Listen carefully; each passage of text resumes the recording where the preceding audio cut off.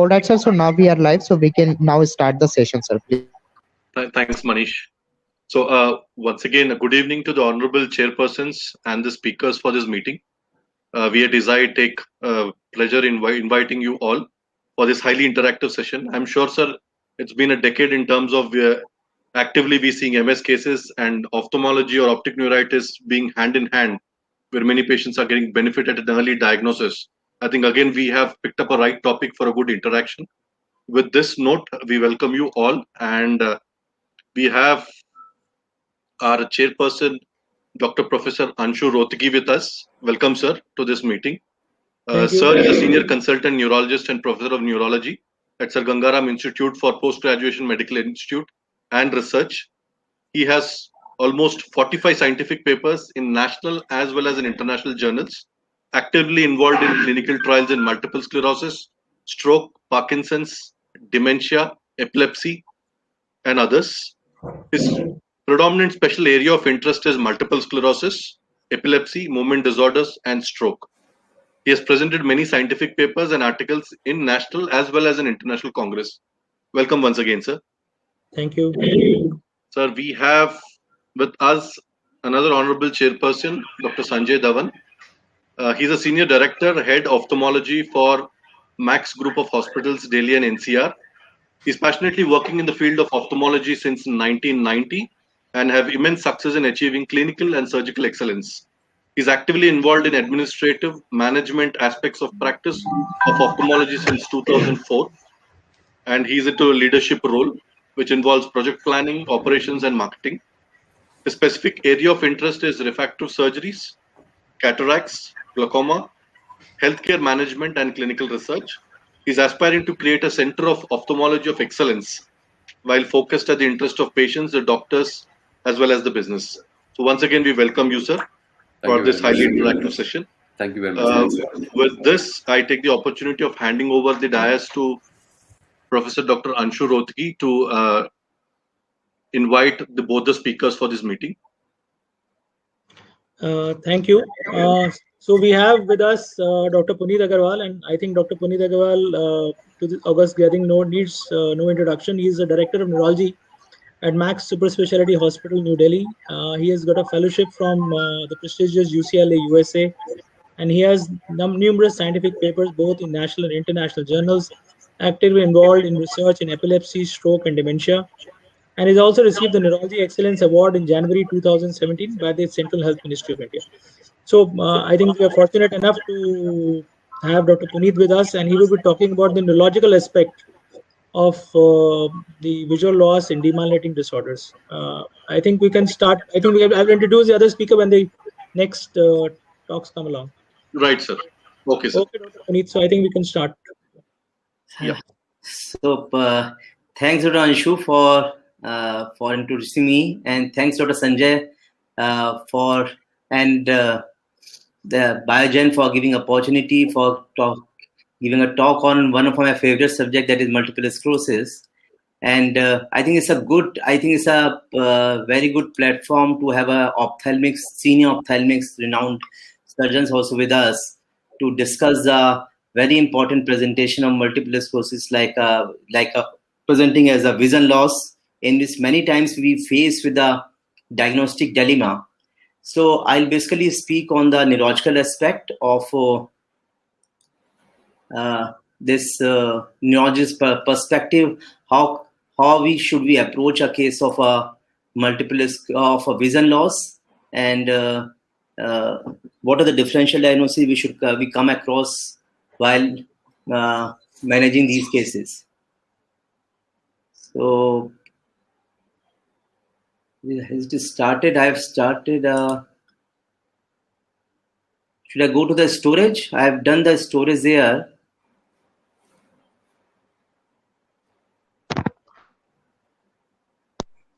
Hello, sir. You have to click on the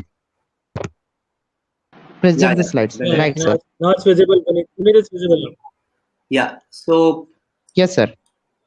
basically, I'll concentrate my talk on the demyelinating diseases and vision loss. And as a neurologist, how should we approach these patients, and also looking for what are the differential diagnoses.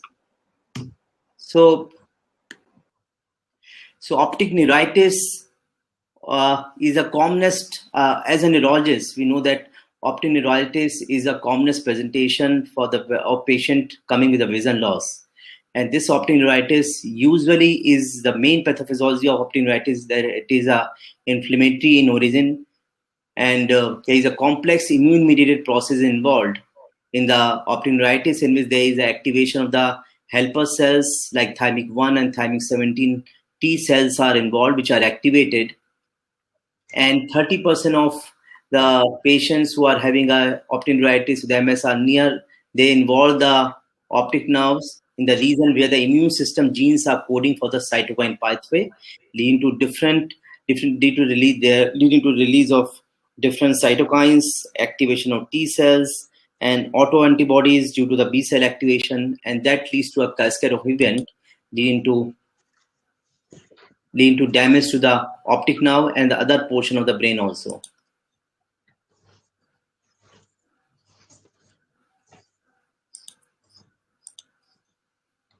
Hello. So what is the risk? Whenever the patient comes with the optic neuritis, we have to see what are the chances of risk of developing the multiple sclerosis in these cases, or what are the chances of developing the other demyelinating disorders in these cases.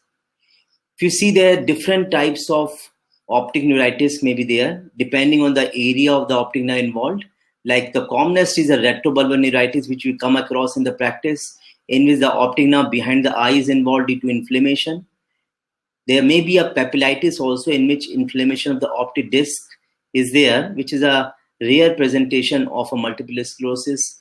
There may be a perineuritis, that inflammation of the optic nerve sheath only, sparing the axon of the optic nerve, which usually involves in the infectious diseases and also involves certain autoimmune disorders, connective tissue disorders like sarcoidosis or Sjogren's syndrome, SLE.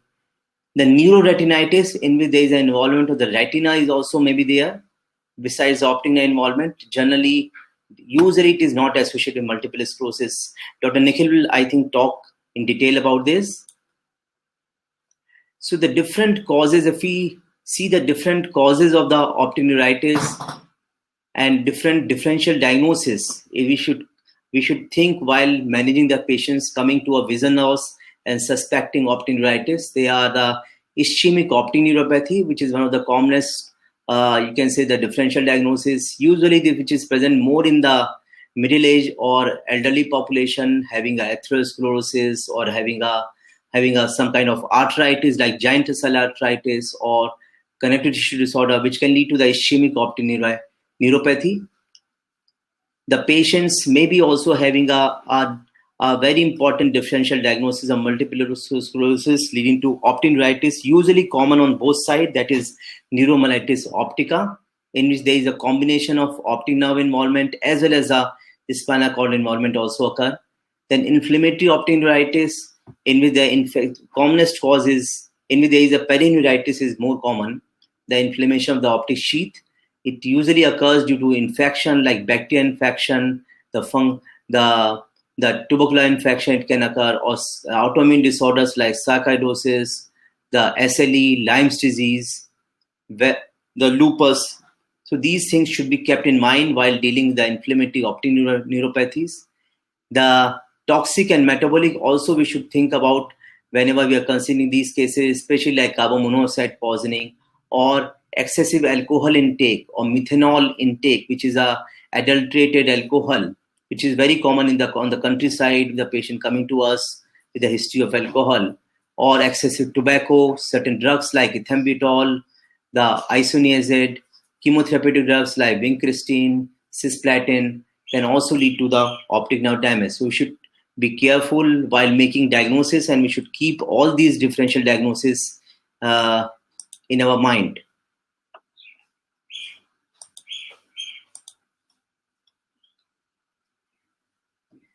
So this is a beautiful chart you can showing that differentiating the common types of differential diagnosis like ischemic optic neuropathy, neuromyelitis optica from the typical optic neuritis which is present in multiple sclerosis.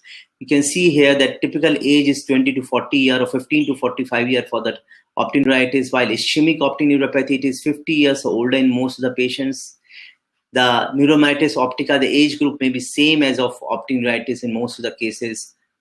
The disc swelling or papilledema or papillitis is less common, while they are very common in the ischemic optic neuritis. And again, it is not common with the neuromyelitis optica. The pain is worse on the eye movement, usually in the optic neuritis, while less common with the ischemic optic neuropathy. The recovery, which is again a very important thing, the recovery is mostly most of the optic neuritis patients, around 90 to 95%, they recover significantly within 1 year. Even it's said that there is a famous trial, which is OTT trial done in 1992, has shown that 95% recover within 1 year, irrespective of the treatment. So while the recovery is poor in the ischemic optic neuropathy, in the neuromyelitis optica, the again recovery is good in most of the cases if the proper treatment is given. Associated diseases like giant cell arthritis or autoimmune or the connective tissue disorders or the atherosclerosis is common with the ischemic optic neuropathy.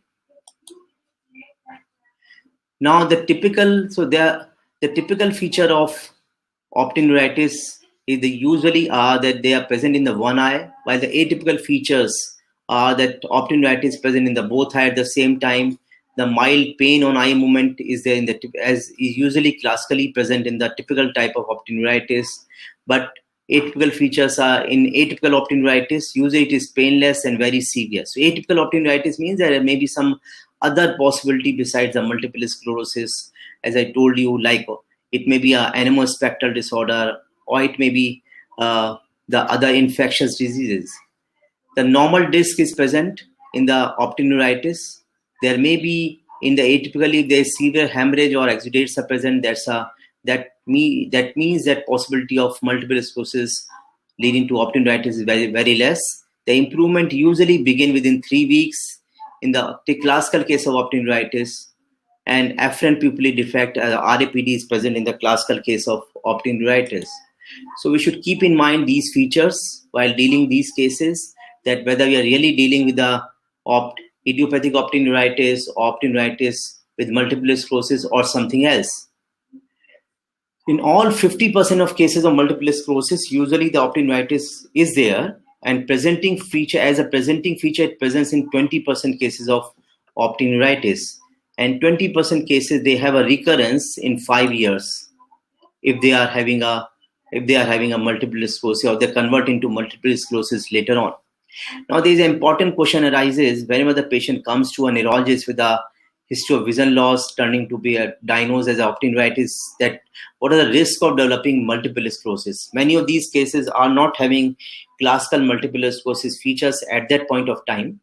So there are various studies have been published in last 25 years, and they have done the risk stratification modeling also. There is a risk of developing MS is there in 30% of cases in 5 to 7 years. So this is published. So the Archives in Neurology in 2008 and 2010 there is a good 2003 there is a very good article published which have shown that people after 15 years, 75% of women or 35% of men, they develop a multiple sclerosis in patients who presented as a optic neuritis on the first time. Average time interval from the initial attack varies considerably, and the patient should be counseled that he may or may not develop classical multiple sclerosis. So these are the features of typical optic neuritis which I have told you earlier also. The females are usually more affected with the ratio of 2 to 3:1. Children usually have a bilateral involvement. Now, there is also one important point we have to consider, that Asian patients, usually in India, there is a difference between the Western population and the Asian population. It has been seen that in Asian population, the vision loss is usually more as compared to the Western population in optic neuritis, classical optic neuritis, typical optic neuritis, and many of these cases are having an anemospectral disorder in the Asian population, which is more as compared to the Western population in different studies. And usually the bilateral, if it is an anemospectral disorder, then usually the involvement is bilateral optic nerve involvement. So features are that most common visual symptoms are either patient have a blurring of vision in 40% cases or scotoma, that black spots, in 45% cases, and which become worse with the eye movement. The eye pain is there, which become worse with the eye movement. Loss of color vision is an important thing which is present, which is usually is more common than the vision loss, usually more for the red and the green color vision, and it is usually out of proportion to the loss of visual acuity. That is again very important to remember. The fundus is normal in most of the cases of classical or typical optic neuritis. It is said that patient sees nothing and the doctor sees nothing. So patient is not having a vision, as well as the doctor, if we examine the fundus, there is nothing is found, everything was normal. And if you do the visual evoked potential in these cases, then you can find that there is a classical delayed P100 latency is there, although the amplitude of the P100 is normal. So that suggests a demyelinating type of optic neuritis. And if the fundus is normal, retina is normal, and VP is prolonged, that confirms a retrobulbar neuritis, and in which the latency should be more, and the amplitude of the P100 should be normal in cases of in the VEP. If the amplitude is also low in the VEP, that shows the axonal involvement, which can occur in various other disorders like connective tissue disorder, SLE, Sjogren's syndrome, sarcoidosis, or infective disorders. The clinical course of optic neuritis is 80% of patients, they improve within 3 weeks usually. And if the improvement, it is said that, so there is an article which is published in Neurologic Clinic in 2012. There is that 80% of patients, they improve within 3 weeks, and the improvement does not occur within 5 weeks. That then we should review the diagnosis of typical optic neuritis or demyelinating type of optic neuritis, and patient may be having something else. As I told, 95% of these patients, they regain the visual acuity of 20/40 or better even at 12 months, irrespective of the treatment. Optic atrophy, the end result of optic neuritis, can be quantified and followed using this. So this optic atrophy can occur in some cases, and especially the patients who are having a severe disease.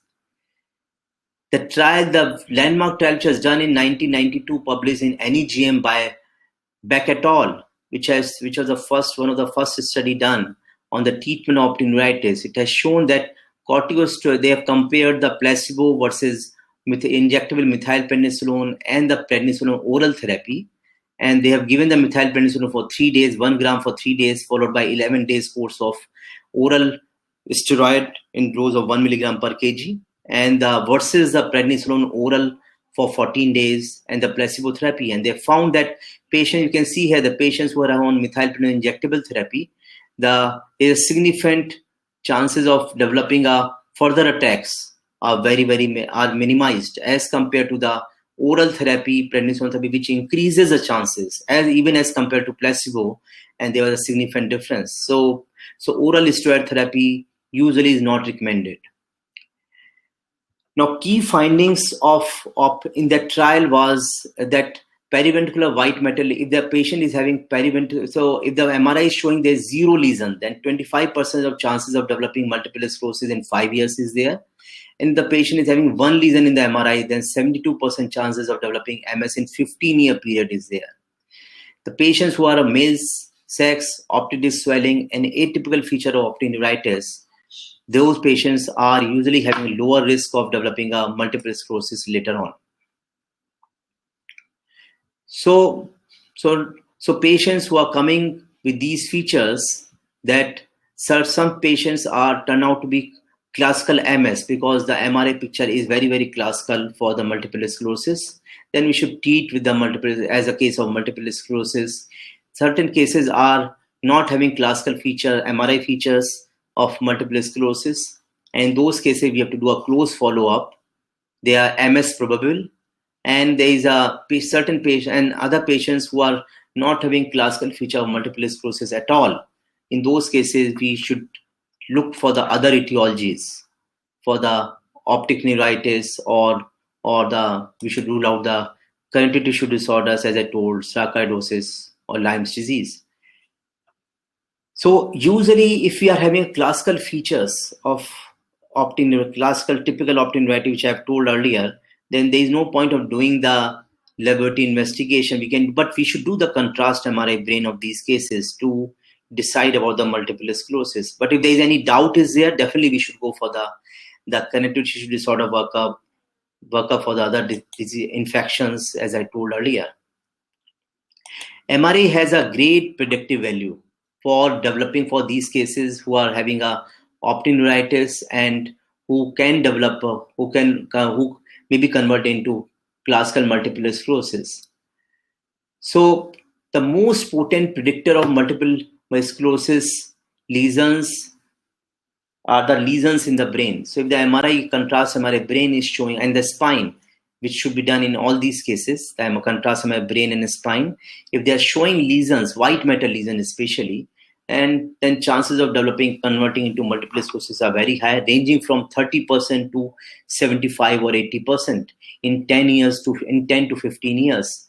It is also said that if the lesion is 3 millimeter or more in diameter, then chances of conversion to multiple sclerosis increase from 22% to 56% in these cases. So the number of lesions in MRI, the size of lesion, the enhancement with the gadolinium, the site of lesions in the MRI and the spinal cord, that is very, very important to decide about the prognosis of these cases and the probability of converting into multiple sclerosis. So if you see here that there are 3 good articles have been published, and one is in Archive of Neurology in 2008, another is Archives of Ophthalmics in 2003, and there's a Lancet in the Neurology Journal in 1997. They have shown that the risk of progression to clinically definitive MS in the presence of normal MRI at 15 years is 25%, but with the abnormal MRI it is around 72 or 75%. So that's very, very important. That's importance of getting a MRI done in all these cases, especially the brain and the spine. The patients who are having normal MRI, so these are the patients who are having a low risk of developing multiple sclerosis in having a optic neuritis. So patients who are having normal baseline MRI, patients who are having other retinal diseases like macular star, optic disc hemorrhage, visual acuity of no light perception, so severe vision loss or retinal disease found, which Dr. Nikhil will tell you in detail. So these cases are the cases who are at low risk of developing multiple sclerosis, while the patients who are having a high risk of MS are the patients who are having a classical optic neuritis, the multiple white matter lesions in the MRI, the family history of multiple sclerosis, younger age group between 15 to 45 years of age. So these are the patients who are having a high chances of developing multiple sclerosis later on. Now coming to an important differential diagnosis, that is neuromyelitis optica, which I've told you. So neuromyelitis optica is or Davis disease, which is an older name. Now the current name is neuromyelitis optica spectral disorder, because it includes a number of different spectrum of diseases, but it's also a relapsing remitting demyelinating disorder of the central nervous system involving the brain, spine, as well as the optic nerves. Usually there is a history of severe optic neuritis involving usually on the both sides. It is more common, as I told you earlier, in the Asian and the African population. And in the prospective study, the risk of developing recurrent myelitis or new onset optic neuritis in patients with the isolated longitudinally extensive transmyelitis was more than 50% among those who were NMO-IgG seropositive. So these are the cases which are classical of neuromyelitis optical disorder.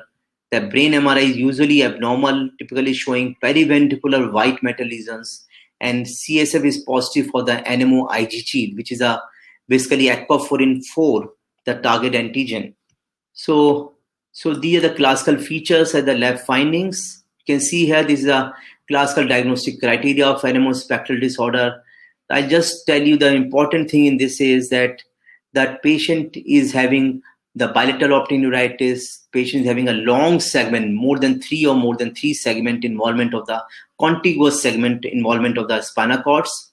The area posterior syndrome, which is again is a very classical. If it is the area posterior syndrome is there, it is said this is one of the very unique feature of NMO spectral disorder. We can see on the MRI that periventricular, around the fourth ventricle, we can see the lesions which are present in the medulla, in the area postrema, the acute brainstem syndrome, or symptomatic narcolepsy or symptomatic cerebral disc syndrome. These are the classical core clinical features. If we come across with these features and CSF is showing ECA4 or NMO anti-NMO positive, then the patient is a case of NMO spectral disorder. This is a classical, you can see the long segment in white matter. You can see the white signal showing a long segment myelitis. And the difference from the multiple sclerosis is that it is more extensively involving the spinal cord and involving usually the whole of the spinal cord. While in multiple sclerosis, usually the lesion is more peripherally placed and patchy and a smaller one. So the therapy for neuromyelitis optica, the initially stage, you give the acute attack, you start with the corticosteroid treatment, methylprednisolone therapy for 5 days, and followed by the rituximab injection, or azathioprine can be given in certain cases who are not affordable. For second line therapy is mycophenolate, and third line therapy is tocilizumab.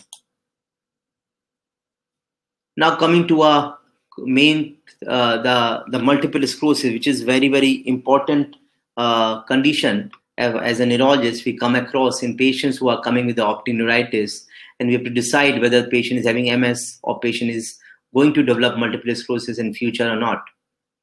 It's a clinical radiological diagnosis basically, and which is disseminated. We have to remember only these three things, that there is a dissemination in time and space. The lesions are always disseminated in time and space, and we have to rule out the other possibilities. So there's a classical 2010 McDonald criteria. I'll not go in detail, which have shown the classical MRI features of multiple sclerosis. The important points I'll just tell you is that the lesions are present in the classical position like periventricular, juxtacortical, infratentorial, spinal cord. So it is said if there is a more than one T2 lesion is there at least two sites, and these lesions are, so this is a such disseminated in space basically, and disseminated time means there is a new T2 or gadolinium enhancing lesion is present in the follow-up MRI with reference to a baseline scan that shows that patient is having two attacks, and this is the patient is having, it shows a dissemination in time. So this is a dissemination in space. You can see the multiple lesions at different sites, like here you can see the juxtacortical lesions, periventricular lesions, spinal cord multiple lesions, or the infratentorial lesions. So there is a dissemination in space, and this is dissemination in time. You can see here the lesion is present here. There is a non-enhancing lesion, and there is an enhancing lesion present here. So showing a dissemination in time, and which is required for making a diagnosis of a multiple sclerosis. This is a revised McDonald criteria 2010 basically, which we are talking right now about dissemination in time and space. And recently there is a McDonald 2017 criteria have also come, which have shown that patient who is having a more than two clinical attacks and objective clinical evidence or objective clinical evidence of two or more than attacks, then nothing is required. And MRI features are showing these white matter lesions, then nothing is required for making a diagnosis. The patient is having clinically definitive multiple sclerosis. If patient is having more than two clinical attacks and objective clinical evidence of one lesion, then we have to show the DIS, that is dissemination in space, we have to show, and in MRI, we have to see the different areas of involvement. The patient is having only one attack and MRI is showing two lesions, then you have to show the DIT, the dissemination in time. Then you have to look for the second attack, the gadolinium enhancing lesion, and the previously asymptomatic lesion, and then we can make a diagnosis.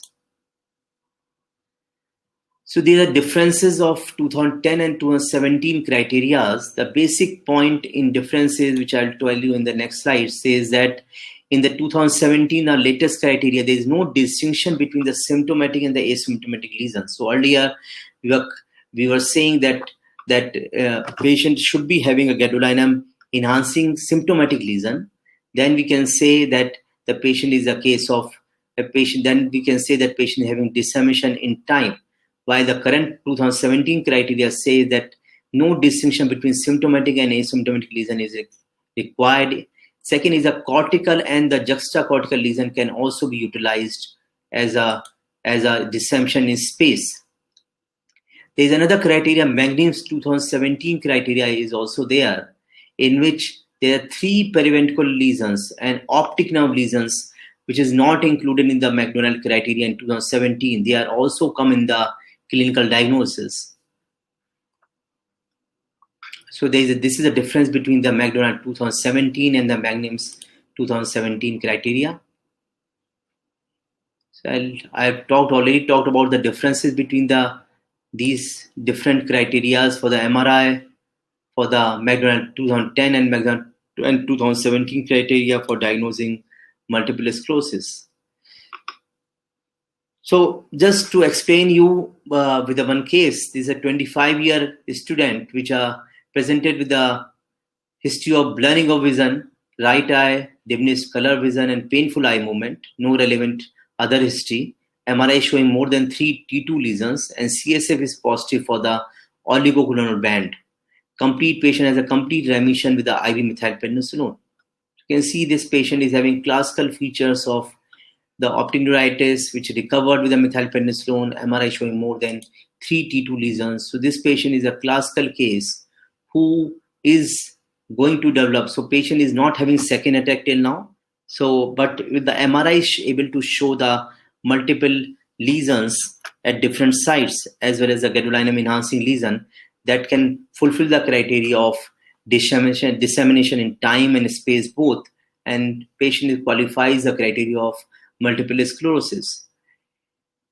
Now, similar to this case, many times we, as a neurologist, we come across with a question that what are the chances of developing MS in these cases? So these are the different studies have shown that if there is MRI is abnormal, showing a multiple white matter lesions, so chances of developing multiple sclerosis at 15 years is ranging from 70 to 88%. The infratentorial lesions. Now, these patients, because the importance here is that if we diagnose the multiple sclerosis early in these cases, who presenting with the why we are talking about again and again chances of develop, while we are talking about that, what are the cases who convert into multiple sclerosis? The reason is that if we start the treatment early in these cases, then we can prevent the further disability. And we have seen patients who are having a late treatment and going into a wheelchair very early. So patients who are having infratentorial lesion, they increase the chances of disability in these cases. And these are the various parameters which decide whether the patient is developing a disability, increased disability or not, like patient having increased MRI load, which is very important feature of deciding the disability, time to the second episode, number of relapses in 2 to 5 years, and time to disability score. So that decides that what are the patients who are becoming disabled if we don't start the treatment early in the course, or if we don't make the early diagnosis of multiple sclerosis. So there is a good correlation, as I told you, the poor prognostic features of these cases having a high disability in multiple sclerosis are patients who are having a multifocal CIS that clinically identified the first attack of demyelination, and patient having multiple lesions, high relapse rate in first 2 to 5 years, substantial disability after 5 years, and abnormal MRI with a large lesion load. You can see here that patients who are having a brainstem or spinal cord lesions and having a CIS, that is CIS means is a first attack, clinically first attack of demyelinating disease or multiple sclerosis. In those cases, conversion into the MS is around ranging from 45 to 60%, especially with the spinal cord lesions. They are much, much higher than as compared to the optic neuritis.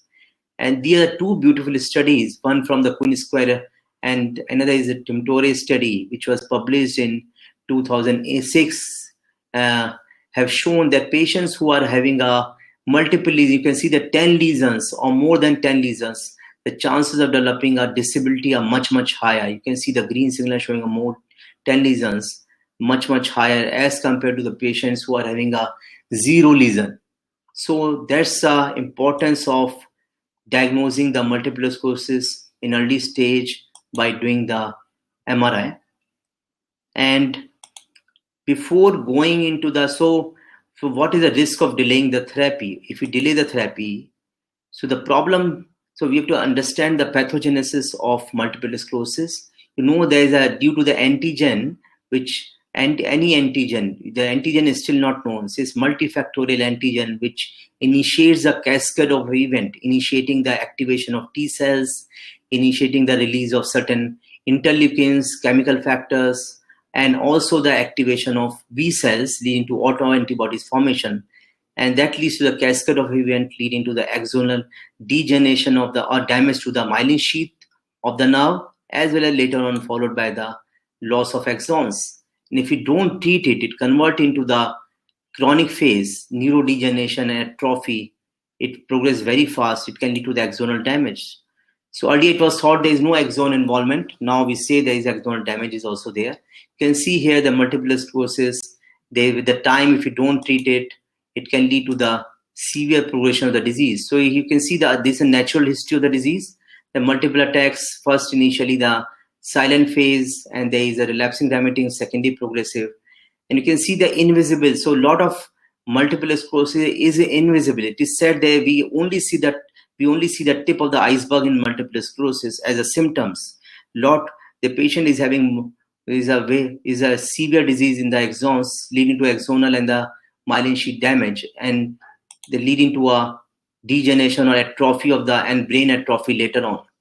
If we don't start the treatment, like we start the treatment after the second attack, then we usually are not able to delay the disability too much, and we are not able to we are not able to delay the progression to a wheelchair bound or bed bound stage. But if we start the treatment early after the first attack or the second attack immediately, especially the first attack, then we can slow down the progression very effectively, and we can prevent the further damage to the brain leading to the cortical atrophy.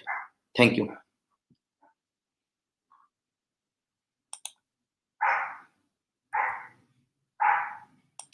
So, how to stop it? I think. Thank you, sir. So you can say stop sharing from your.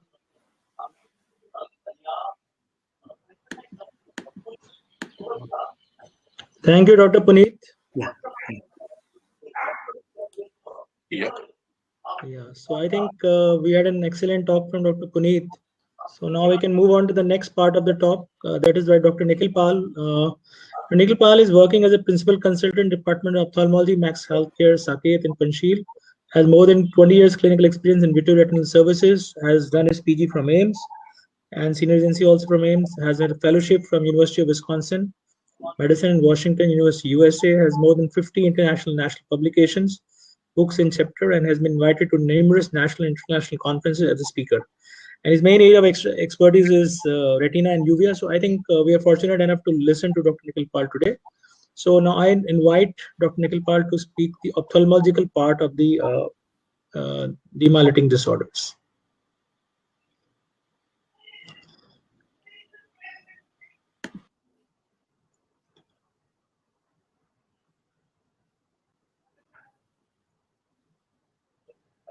Sir, you can put it on full screen, sir.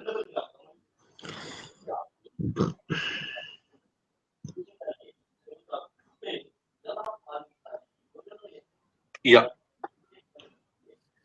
It's visible, Dr. Nikhil. Over to you.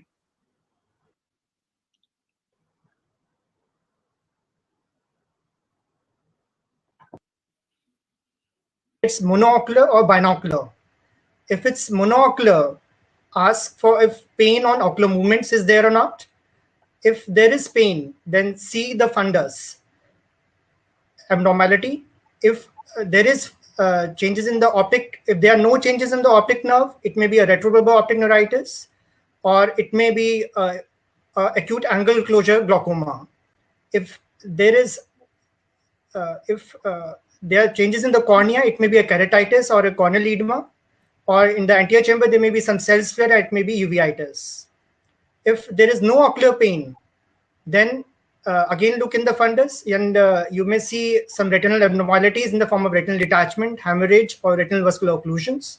Or if you see optic disc swelling, then it may be a optic neuritis or ischemic optic neuropathy. While if there's no ocular pain, and in the forehead, if you see a anterior chamber hyphema, lens abnormality, or vitreous hemorrhage in the fundus. While if patient comes with a binocular acute onset vision loss, if it's a transient history, then there may be a papilledema. If there is no papilledema, the fundus is normal, and there is transient vision loss, then it may be a TIA. While if it's a persistent binocular vision loss with a both eye pallid disc edema, it may be a ischemic optic neuropathy. And if the fundus is normal, then it may be a stroke or a pituitary tumor. So this basic algorithm has to be kept in mind whenever patient presents with an acute vision loss. Coming to retinal causes of acute vision loss, it may be due to retinal detachment, macular pathologies, or retinal vascular occlusions broadly. In retinal detachment, there is generally separation of the sensory retina from the choroid. It may be due to some predisposing causes like vitreous detachment, lattice degeneration in high myopic patients, tractional occurring due to neovascularization in diabetic patients or due to trauma. The patient may, before presenting with sudden vision loss, may come with history of floaters or flashes of light, which may indicate that a tear formation may be there in the retina leading to retinal detachment. On examination, when you dilate and have a look with the direct or indirect ophthalmoscope, you are able to localize the retinal detachment. Treatment for retinal detachment in the initial stages, when it's subclinical, may be either with laser or cryotherapy. But when it becomes clinical, then it may require a buckling surgery or a vitreoretinal surgery with gas or silicone oil. Early treatment is a crux of repair of retinal detachment. For macular pathologies, macula is the central area of the retina, which, if affected, can cause profound vision loss. The most common cause is subretinal bleeding due to age-related macular degeneration or formation of a macular hole. The patient may present with a sudden onset vision loss, but it may be preceded by patient perceiving wavy lines, which is called as metamorphopsia, or formation of gray areas in the vision, which are called as scotomas. They may be picked up early on by Amsler grid, which are square lines on a chart. They are very sensitive. And fluorescein angiogram may be done to localize the pathology. Treatment may depend on the pathology. For subretinal bleeds, generally intravitreal injections or laser treatments are done. And for macular holes, vitreoretinal surgeries are done. Coming to retinal vascular occlusion, these may be either affecting the central retinal vein or central retinal artery, or the branch retinal vein or the branch retinal artery. Central retinal artery occlusion, usually they are due to embolic or thrombotic causes. A complete cardiac workup has to be done, carotids have to be checked, and ESR should be done in elderly patients to rule out giant cell arteritis. The patient generally has a pale retina with a central cherry red spot, and in this, treatment is in the initial few minutes or hours is very critical and generally have a poor prognosis. One may require to do a digital massage followed by anterior chamber paracentesis. For branch retinal artery occlusion, the patient generally has only affecting the part of the artery of the branch, and generally vision loss is sectorial.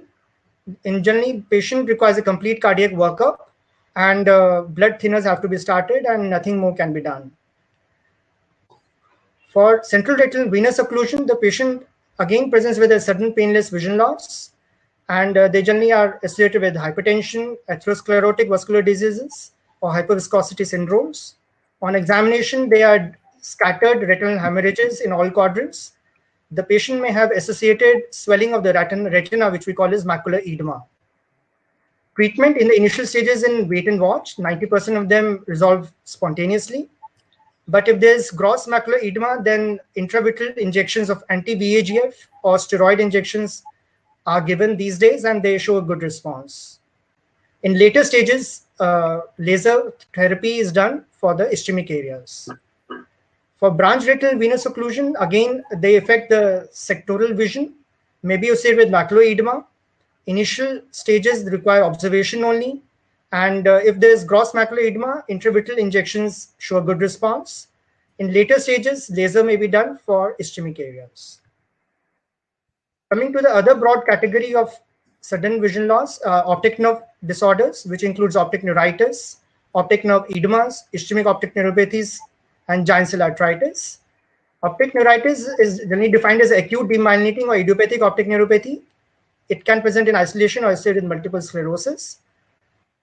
Dr. Puneet has already showed these slides where he has discussed about the types of optic neuritis. I would like just to point out that retrobulbar neuritis, in this, the fundus findings are normal. And in neuroretinitis, the fundus findings besides optic nerve edema shows exudates in the macula. One should keep differential diagnosis in mind, like ischemic optic neuropathy, inflammatory pathologies, compressive pathologies, drug disorders, metabolic disorders, as well as genetic, like Leber's optic neuropathy. For optic neuritis, generally it affects the females, common in age group 20 to 50 years.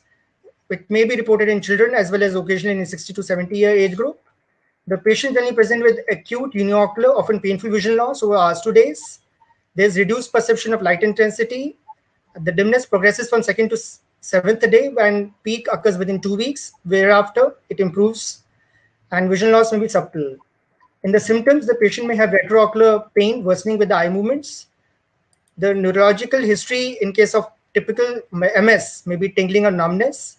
50% of active or recovered patients may have transient diminution of vision with body temperature rise, which is called Uthoff's phenomenon. There may be altered perception of moving objects, which is called as Pulfrich phenomenon. And there may be antecedent flu-like viral symptoms. In the workup, the visual acuity loss may be subtle to profound, which occurs maximum in 1 week's time. Color vision is affected more than the expected visual acuity. So color vision should be documented, preferably on a 100-hue chart. Contrast sensitivity is decreased, and which may pick up early optic neuritis. Visual field should be done just for documentation, though the visual fields may be very variable and should not be used for follow-up. There may be a RAPD present, which may be objectively measured by using a neutral density filter. Visual Leavitt potential should be measured, again for documentation, which may show a prolonged conduction velocity as well as latency is increased. It is helpful in detecting contralateral but subclinical cases of optic neuritis, and though it may not be necessary in all cases of optic neuritis. On examination, there may or may not be disc edema, depending on whether it's a retrobulbar optic neuritis or a papillitis. Dr. Puneet has very beautifully described about typical and atypical optic neuritis, so I'll just skip these slides. Neuroretinitis is a condition wherein there is optic disc edema with macular star formation. It commonly occurs in young patients. There's no gender predominance, usually painless. It generally begins with optic disc edema followed by macular star. This star may be or may not be present up till days to weeks and may persist for up to 1 year after the edema resolves. Generally, it is not associated with multiple sclerosis and associated with para-infectious pathologies. Again, Dr. Puneet has talked about the risk stratification vis-a-vis MS, so I will skip these slides. I will just briefly speak about the landmark ONTT trial, which compared patients on oral prednisolone, intravenous methylprednisolone, and oral placebos. And they found that the rate of visual symptom improvement was faster in the intravenous methylprednisolone group compared with the placebo and oral steroid group, although the 6-month outcome was same. At 15 years later, the visual acuity remained stable in most patients.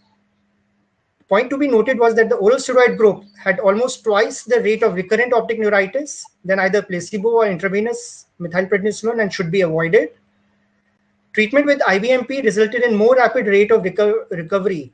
So it may be considered in patients who have one-eyed vision, patients with significant bilateral vision loss, or those with occupations requiring faster recovery like pilots. The residual defects of optic neuritis may remain in 30 to 40% of the people, which may be in the form of dyschromotapsias, defective stereoacuities, RAPD or delayed latencies on VER. I'll skip the immunomodulatory therapy as Dr. Puneet has already discussed briefly about them. So the key takeaways is that optic neuritis usually present with painful monocular vision loss in younger patients. Spontaneous improvement in vision occurs over weeks. 95% of patients regain 20/40 vision or better 12 months later. Treatment with high-dose IVMP increases the rate, but not the extent of visual recovery. The risk of progression to clinically definite MS in optic neuritis is largely dictated by baseline brain MRI, and a brain and spine MRI should be advised in all the patients. The appropriate treatment of optic neuritis should be determined on a case-by-case basis. Intravenous methylprednisolone should be considered immediately in all cases of optic neuritis. Use of MRI has enabled us to diagnose MS patients at the very first episode.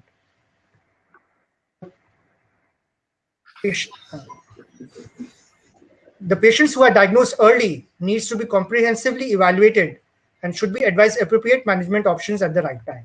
Thank you. Thank you, Dr. Nikhil. Thank you, sir.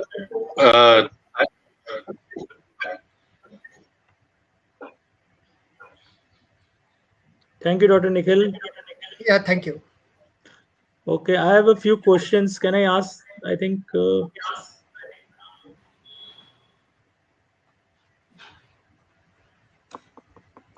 Yeah, to both Dr. Puneet and Dr. Nikhil. I think, Dr. Puneet, are you there? Yeah, I'm here. I can't see you. Okay. Oh, where is my photo? Can you hear my voice? Yeah, I can hear. Now you're there. Yeah. Okay, I think, where is Dr. Dhawan? Yeah, I'm here, Anshu, right here. Okay. I think if the view can be changed to the speaker's view, would be better. Yeah, I think. I think that's better. Okay, so I think the problem is actually the spectrum of optic neuritis has changed over the last 25 years. Right. And so when we were students, and I think both Sanjay and I are batchmates, so he can bear me out in that. So basically, optic neuritis was not a very commonly made diagnosis, and as we learned in neurology and as the field of MS evolved, we learned a lot about optic neuritis. But now we thought that possibly MS was a main cause. But now we have two other entities. One, I think Dr. Puneet discussed, was NMO. But the other entity that is often not diagnosed is MOG. So, and MOG is predominantly more of a disease of more commonly seen in children. So the first thing when we have a patient with optic neuritis as a neurologist is to differentiate whether this patient has got MS, NMO, or MOG. Because the distinction is important, because the line of treatment is also different. So I think as a neurologist, my first thing that I would ask both of you is how to differentiate an optic neuritis of NMO versus an optic neuritis of MS versus an optic neuritis of MOG. So that is what my first question is. Second question that I would, I think just as technology is changing so much, is how do you see OCT? And I think that is one thing that both of you didn't discuss about at all. And in fact, we are doing in all patients of these kinds, we are following these patients with OCT also. And in fact, we have had one publication on this, on OCT, use of OCT in MS, and we are having right now one thesis also on that for follow. So these are my two questions to both of you. So I think, so in terms of differentiation, I think I've told in the slides also, but definitely MOG has been definitely one of the important differential diagnosis with besides the NMO spectrum, because it comes in an NMO spectral disorder. So the patients who are having multiple sclerosis, as I told, usually the features are unilateral most of the time, and the age group involved is between 15 to 45 years in most of the patients. And usually there is a painful eye movement is there. And if you do the fundus is classically normal. While in patients of NMO spectral disorder, it is more commonly the bilateral involvement is more common. The severity of the disease is much more, like visual visual acuity is more involved in the NMO spectral disorder. And if you do the MRI of these patients, while similar to the MOG, also you can have a MOG usually involve more the childhood children as compared to the adult population, and the severity of the disease is as compared to the anemospectral disorder is less. The fundus is normal in all these cases, that's fine, but bilateral involvement is more common with the NMO as well as in the anti-MOG. Now, if you see the contrast MRI brain of the spine and the spine in these cases, you can have a differentiation in multiple sclerosis, as I shown earlier also in the slides, that the lesions are present in the characteristic location like juxtacortical or periventricular or in the brainstem area, and the infratentorial or in the spinal cord. While in the anemospectral disorder, the lesions are either in the MRI spine showing a more than 3 segment contiguous involvement of the 3 spinal segment, or you can have a classical area postrema involvement, as I've shown earlier, or you can have the diencephalic bilateral involvement, which is very classical of anemospectral disorder. And if you do the CSF, which usually should be done in all these cases, if you are having an abnormal MRI, then in those cases, the CSF for OCB is positive in multiple sclerosis. CSF for anti-NMO, the aquaporin 4 is positive for this anemospectral disorder, and CSF for anti-MOG antibody is positive in the anti-MOG syndrome. So these are the usual features which should come across. And the age group is also important, as I've told you. The severity of the disease, the age group is very, very important while diagnosing.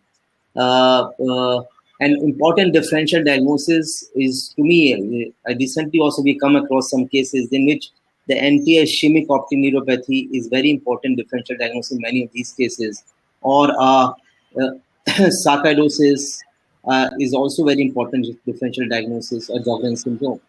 I think Dr. Nikhil may tell something else also, some extra features of the differentiation. Yeah, I think you have covered most of them. Regarding the OCT, I'd like to say that the OCT is a very good tool to follow up the patients of optic neuritis, because there is a retinal ganglion cell degeneration, and which is seen as a thinning on the OCT, and this thinning may be more than normal than of a normal age. So as the patients are followed up, it correlates with the visual function loss, and recovery also it correlates. So it's a good follow-up tool. Yeah. So also OCT has 2 roles. One is in the acute cases when there is a papillitis involvement is there. There the disc picture itself can change in the OCT, and also the retina. But as Nikhil said, that yes, the ganglion cell layer decreased thickness is a sign of the degenerative process progressing, peripherally to the ganglion cells, and can be used as a follow-up tool also. I just add one case, and I think Dr. Sanjay has seen that case. Recently came a young lady, the bilateral vision loss, asymmetric, right more than the left. Yeah. And the fundus is showing bilateral papilledema, this swelling on bilateral side, and the rest of the retina is normal. I think Dr. Sanjay has seen that case in detail. Yeah. And what we have seen, interestingly, we found a CP angle tumor in that case, and the rest of the findings were negative for any multiple sclerosis or indemating disease. So a patient was having papilledema. The possibility of papilledema versus chronic papilledema was found with a CP angle only, and with a vision loss, asymmetric vision loss. Nothing else was found on detailed workup. And we have gone through the literature. We have found in certain CP angle tumor also, you can, due to release of certain proteins, you can have a vision loss as well as papilledema, chronic papilledema. I think Dr. Sanjay can tell. Yes, and we were a little confused about that patient, because the patient had typically bilateral papilledema, and in papilledema we do not expect to see vision diminution. But she had a very severe vision loss, almost a complete loss of vision in the right eye, and a severe loss of vision in the left eye. Visual fields were so badly affected that she could not actually perform the visual field test. There was a relative afferent pupillary defect on the one side. There is a more severe side. But though we could explain the papilledema part, but we could not explain the diminution of vision. So I requested Puneet to explore further. And of course, as he said that he's found the literature and I don't know what are the MRI findings done after that or CSF findings, but it was somewhat of a confusing case where there's papilledema and there's severe vision loss in presence of a CP angle tumor. So MRI was not showing any white matter lesions. CSF was not done because there was a compression of the brainstem due to the herniation. But VEP was showing the axonal involved amplitude, diminished axon, the amplitude as well as a mild increase in latency. That's it, nothing else. So most likely it may be related to a CP angle tumor. And many of these cases after the surgery was done. So the literature has shown the 4 case reports. Then after surgery, the vision improved in all those 4 cases after the surgery once the pressure is released from the CP angle. So I think I will hand over to Jaya now. I think we have a very interactive meeting. Sir, I'd like to make a few comments before that. No, pardon my intervention here. No, probably we wanted your comments only, sir. I wanted to pass on to you. Okay. So I said, I said that for optic neuritis, the ophthalmologist and neurologist need to work as a team. And I have seen a lot of cases in my career at Max, and we have a good team of neurologists. We got a good team of ophthalmologists. We work together as a team, and as a team, we really, achieved, much better results than we would have achieved otherwise. And I say that ophthalmologist is predominantly, his role is in diagnosis, early diagnosis, proper diagnosis, and the role of neurologist is predominantly in the therapeutic part. But together, it's an overlap thing, of course, but diagnosis more with the ophthalmologist for optic neuritis case I'm talking about, and therapy more with the neurologist, and follow-up is done together. We have really, achieved great results. We don't have any documentation for that. We don't have any statistics for that, but the results were really very, very satisfying and gratifying. And that's, I think, what their role is. Also, something about the visual fields. I think visual fields need to be done in all cases suspected of having optic neuritis, because although the findings may not be very characteristic, but central scotoma, centrocecal scotoma is present in almost all cases of optic neuritis. Sometimes the vision loss may not be so significant, but the visual field defect may be much more than that. Or a visual field defect in presence of a vision loss with no other signs can help you clinch the diagnosis of optic nerve involvement, especially in cases of retrobulbar optic neuritis where there is nothing visible on the fundus. So visual fields at least once in the initial part should definitely be done. But in fact, I echo with the same, sir. This brings me a little way back in 2013 with Dr. A.K. Meena. When we were talking about MS in the initial phases, patient itself, kidhar se milega, we don't even get MS patients. So probably when we worked at the back end, then we thought probably doing a neuro-ophthal meeting. And it's 2013, we have done it with LV Prasada Institute. Dr. Ramesh Kekunia, who was the neuro-ophthalmologist over there, with his entire department. And what the outcome was, after a year, we could again meet up the same team, the case studies, as to if it was given at the early stage to a neurologist involving an optic neuritis and MS, how the patients fared fairly well on the disease progression versus if it was given at a later stage. I think that's very critical in terms of getting that early diagnosis done, and you rightly said it, sir. Thank you so much. And also these days, patients are very, very demanding. They need a rapid recovery. So yes. I know the ultimate maybe at the end of 1 year, the outcomes may be same with or without the treatment. But patients do not wait for that long. Patients want a rapid recovery because they're leading very, very active life. They're highly productive people and high-strung people. With the present day society, you cannot, since they can afford it, they want to go for early things. So an early intervention, an early megadose pulse therapy started within 24 to 48 hours has got very good outcomes. And that's where the role of neurologists comes in. That we diagnose, we immediately refer the patient to the neurologist to start the treatment. And we have done it in a lot of cases. Also, another interesting thing which I observed last year, when the COVID started, in the first 3 months, I suddenly saw a cluster of 5-6 cases of optic neuritis. Although they did not test positive for COVID, but it compelled me to think, could there be correlation?